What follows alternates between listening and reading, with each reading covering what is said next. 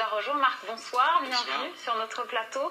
Alors vous venez nous parler d'une exposition qui devait avoir lieu à l'UNESCO et qui a été interdite, annulée à la dernière minute.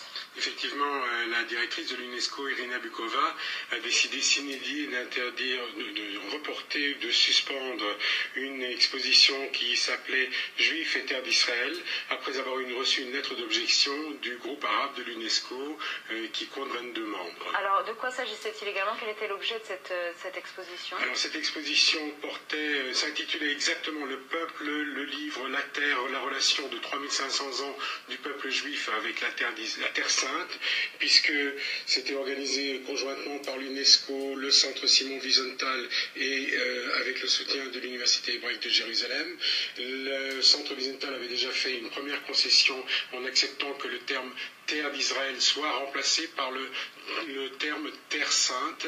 Apparemment, le mot Israël posait problème à l'UNESCO.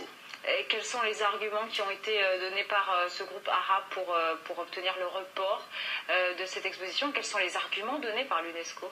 Alors, le groupe arabe, lui, a prétexté que ce thème était un peu trop sensible actuellement et qu'il pourrait nuire aux pourparlers de paix entre Israéliens et Palestiniens qui se déroulent actuellement.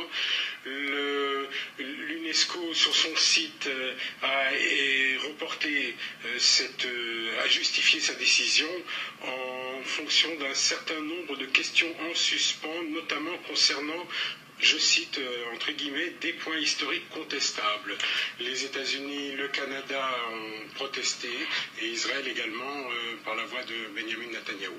Alors des réactions, vous venez de le dire, qui ont été immédiates et que je vous propose de retrouver sur notre site internet. Plus de détails sur cet article et bien d'autres. Notre site internet i24news.tv. Merci beaucoup Marie d'être venue sur notre plateau. Et l'on termine